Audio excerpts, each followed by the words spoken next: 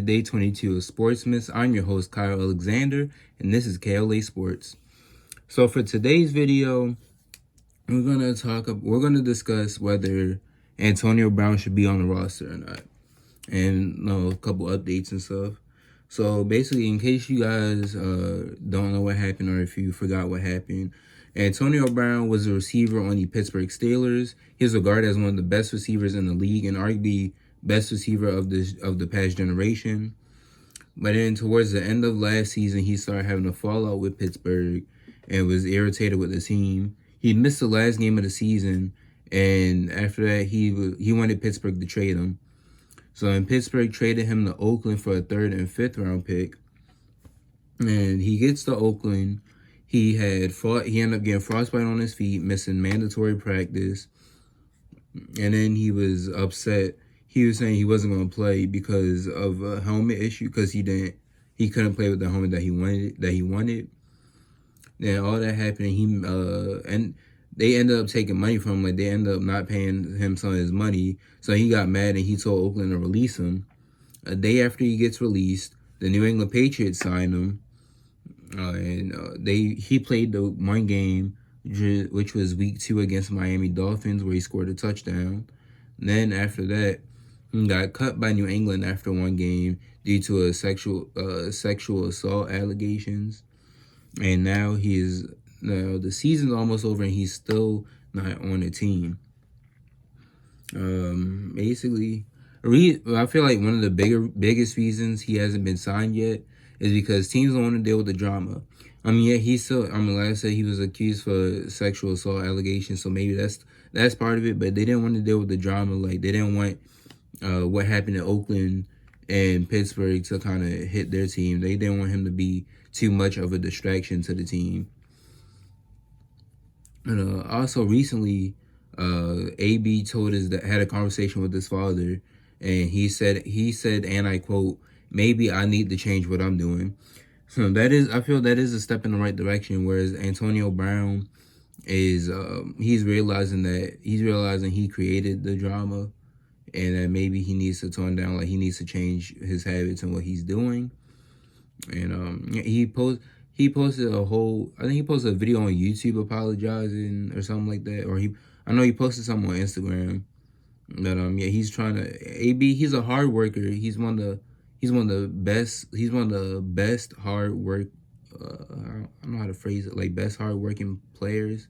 He's definitely one of the best players in the league, like who was in the league. And the guy's a gym rat. And not only that, like, his work ethic is great. That's what I meant to say. His work ethic is great. And Antonio Brown's still talented. If he's 31, he still had plenty left in the tank. He can definitely provide something for other teams. And I feel that he shouldn't be blackballed because of that situation. I feel the team should give him another chance. Friends and family also said he's working on himself, which is, like I said, I feel he's trying to better himself and make amends for what happened and try to get back into the league. Now, currently, from the team's perspective, they said there's still 20 teams interested in him. So that's like almost half the league, or that's more a little bit more than half the league.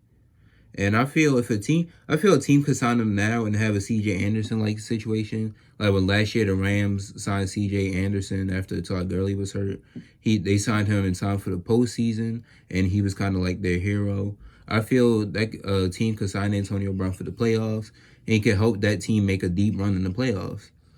Now, some possible teams I feel could sign Antonio Brown. The first thing I'm about to say, I feel for the playoffs and just in general, the Philadelphia Eagles, man. Their receiving core is depleted, riddled with injuries. Nelson Aguilar is on and off, as he was just out the game yesterday when they beat Dallas. Right now, they're currently leading the division. They signed Antonio Brown now. That helps them. That helps them with their receiving core, so that he has a legit number 1 target. Also, that'll help them in their must-win game against the Giants to make the playoffs and win the division. Maybe he can take them to the divisional round. Who knows? Another team that I could see signing him is the Green Bay Packers.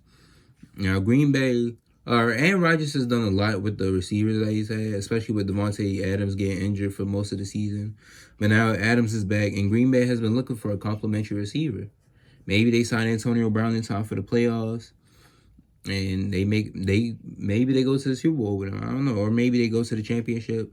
I could see him making a deep run, and I could sort of see that working out. Yeah, I feel Green Bay could definitely sign him as a number 2 receiver for a couple years. Next up, another NFC team that needs a number 2 receiver, the New Orleans Saints. Michael Thomas has been great this year. Oh, also, that's what I meant to do. Shout out to Michael Thomas for breaking the all-time single season reception record. He broke the feat that was previously held by Marvin Harrison. And now with that, EA has made him a 99 in the Madden. I don't know, kind of got sidetracked there, but yeah, Saints have Michael Thomas, who's arguably the best receiver in the league as of now. But New Orleans has just been missing that number 2 receiver. Their second player with the most catches has 29. So it go from like 144, 145 to 29 catches. It's not great. And also, if teams catch on, they're like, all right, if we lock in, like how Dallas beat them last year, they double team Michael Thomas, Drew Brees. They double team Michael Thomas and then key in on Alvin Kamara out the backfield. And it takes away the threat. Whereas if you have Antonio Brown, teams lock in. Teams like, all right, we have to focus on 3 players. So we're not going to be, if we double team AB, Thomas might be open. Double team Thomas, AB might be open. So that could definitely cause problems for some teams. Next up, a team that won't. Now, these are teams that aren't making the playoffs. I have the Carolina Panthers. The Panthers need an outside receiver. I feel Curtis Samuel can be a good receiver. I just feel he's better as a slot. And DJ Moore he's a good receiver. He's definitely on the way to being a number 1 receiver. But if they get Antonio Brown, there's somebody to teach 2 young guys. And there's also your outside receiver. And can help Kyle Allen or whoever their QB will be. Next up, I have the New York Giants. Giants need a receiver. They need an outside receiver because I feel Golden Tate and Sterling Shepard are both slot-like receivers. And again, they have Darius Slayton, young rookie. Antonio Brown gets in there because he basically takes over that Odell role where like the number 1 receiver. And I can definitely help out Danny Dimes and Darius Slayton as he can learn some things from AB. But yeah, I could see the Giants signing him, especially pairing him up with Saquon. I would consider it if I'm the Giants. And the last team I have is the Denver Broncos. And they need a number 2 receiver. Now, Cortland Sutton's breaking out this year. They look like they found their franchise QB in Drew Lock. Yeah, Antonio Brown. Like I said, I'm thinking more like mentor side. Teach the young guys.